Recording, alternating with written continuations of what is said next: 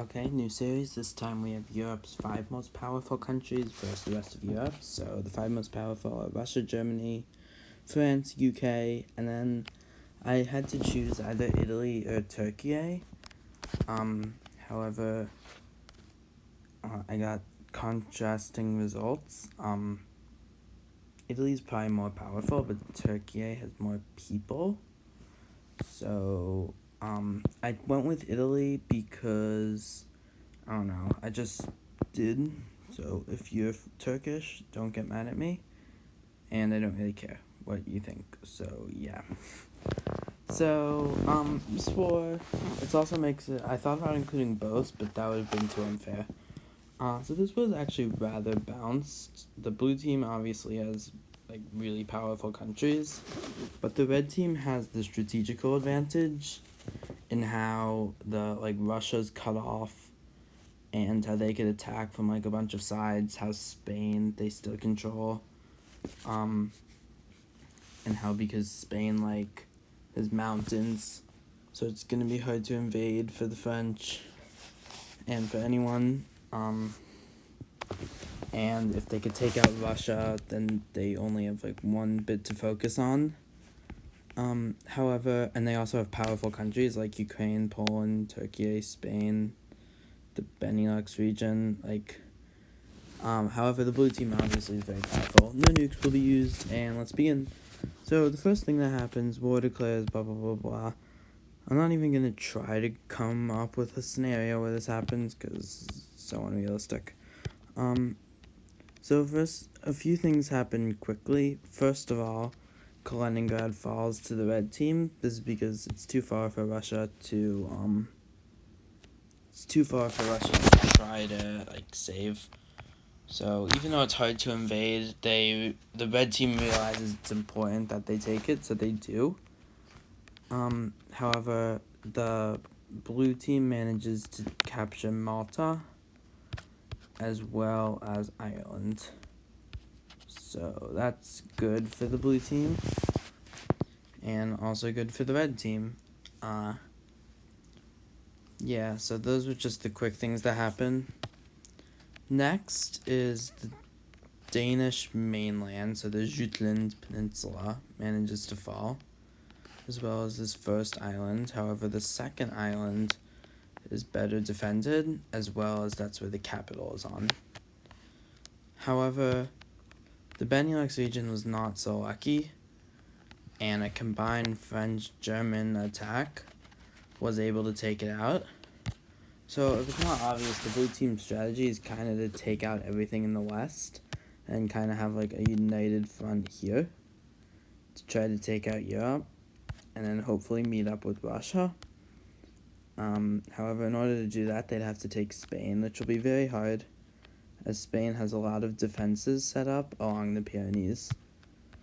The only other thing they could do is attempt to make a naval invasion of the Nordic areas and then connect with Russia via Finland, or like Estonia, maybe go through Poland, who knows. However, the red team obviously sees the weakness in Russia being cut off, and they start their invasion into Russia. For the sake of this video, this is Moscow, by the way. So, from everywhere, Russia's basically invaded. Up in the north, the Finns managed to capture this area. And down here, troops push from Belarus and Ukraine into the southern areas. They cross Crimea. They manages to go very far in. However, they are stopped at approximately here.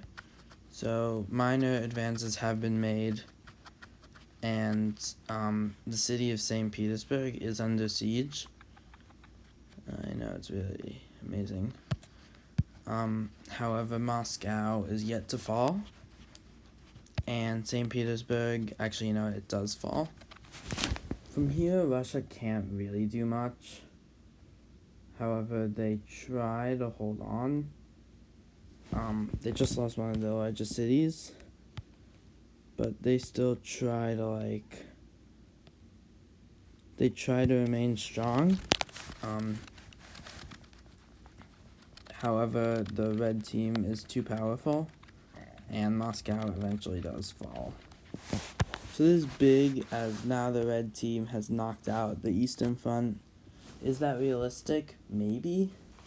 Russia might be able to hold off. However, most of the Turkish, Polish, Ukrainian, most of those troops were trying to take Russia, and we've seen how Russia's doing against Ukraine.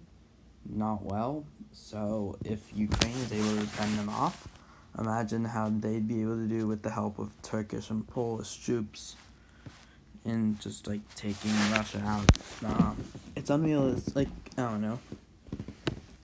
However, while the red team is focusing many of their troops in that region, the blue team does manage to make some advances. First off, they managed to take the island, I believe it's called Zealand, in which Copenhagen sits on, as well as capture Iceland. The other thing the blue team manages to do is make a landing on these Spanish islands. I forgot what they're called, and I don't really care. So now they kind of have a problem. The only real way they could take Spain is marching through the Pyrenees, but that's hard, so they kind of just stop. However, Switzerland and Austria, they're kind of a thorn. They're stopping Italy from connecting with Germany.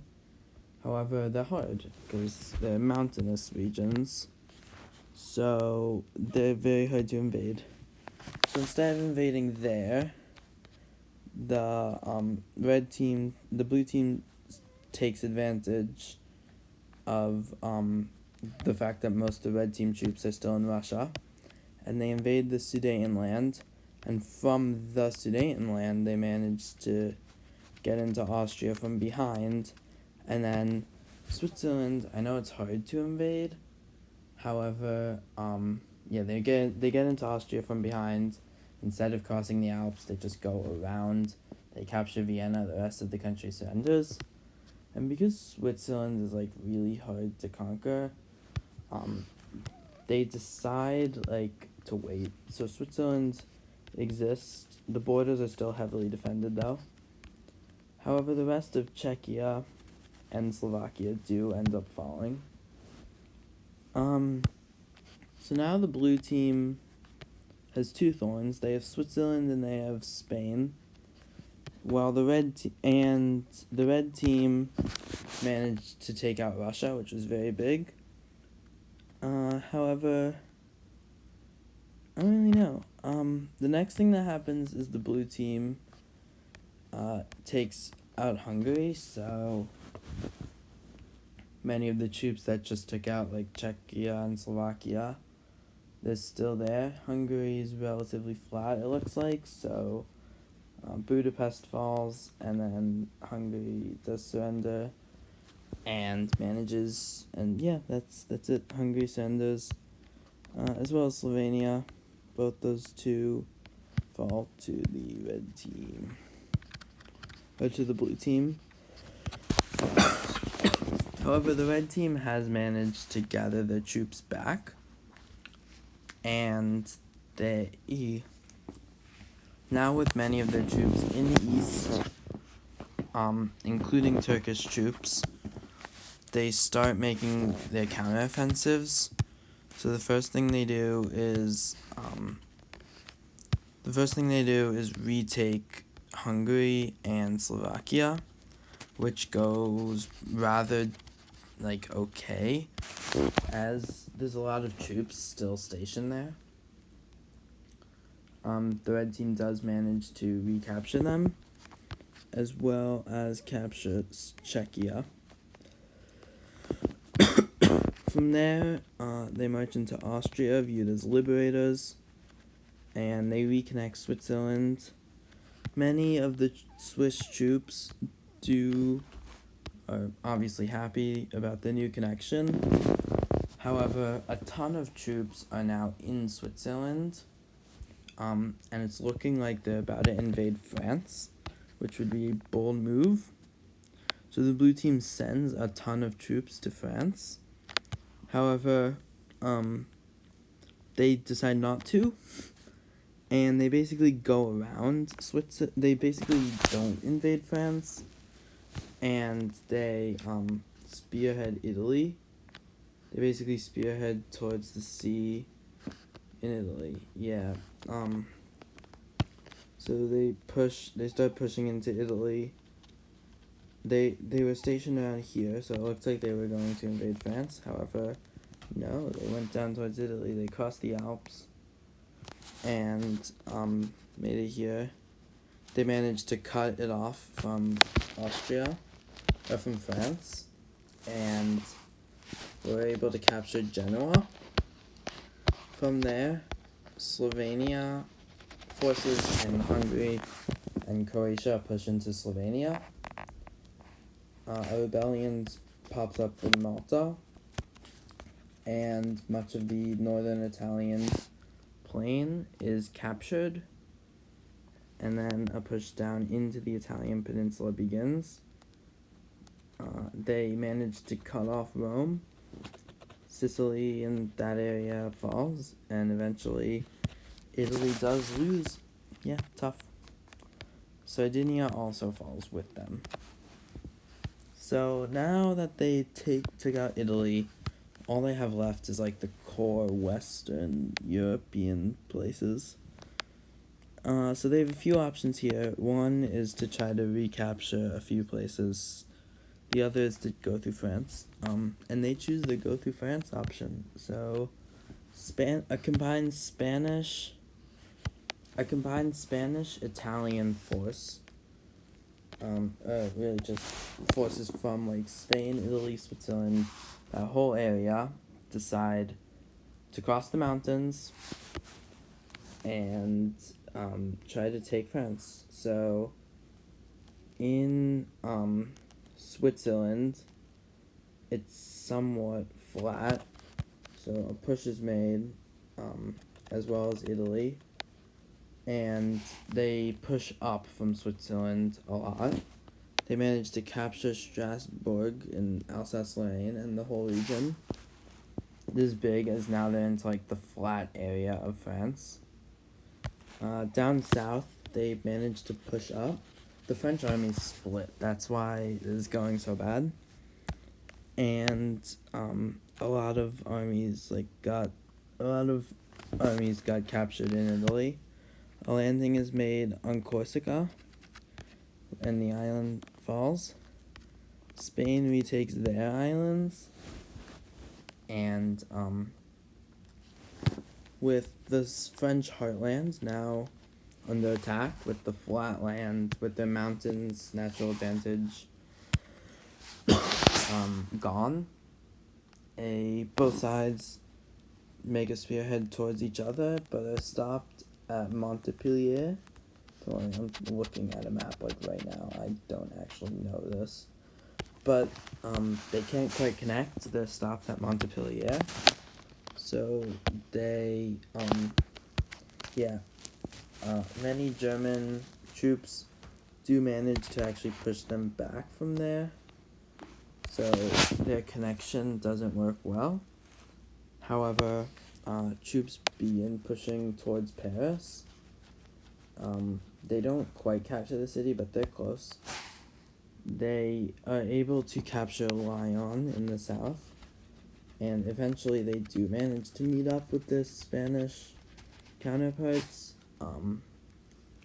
From there they capture Bordeaux and push up into Normandy and Brittany. They reach the English Channel, and from there they manage to get to Dunkirk, and they push down, capture, cut Belgium off, and now with the rest of France surrounded, Paris eventually suffers a slow demise. That was big. Now France has fallen, and now it's looking like the bigger European countries are basically screwed. First thing that happens is Denmark falls. Swedish, or just a bunch of forces, Russian forces mainly, Polish, invaded from, like, here. They crossed into Sweden and then were able to invade. They took Denmark, leaving Germany surrounded. The Benelux region, they are viewed as liberators, so the red team is easily able to take those. So now we only have 4 countries.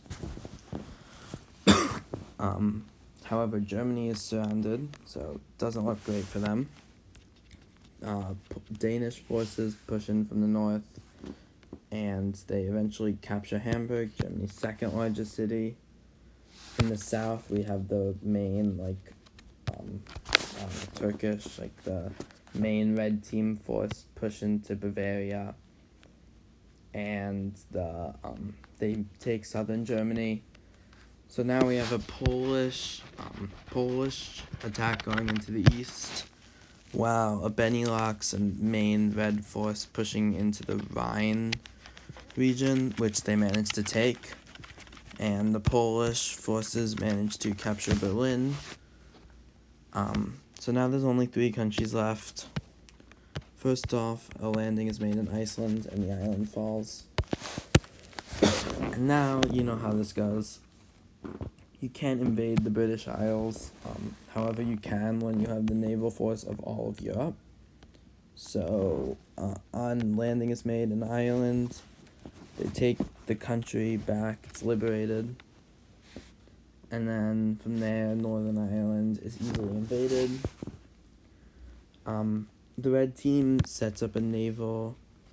So now we have to get to a naval map. The red team controls everything outside of this circle.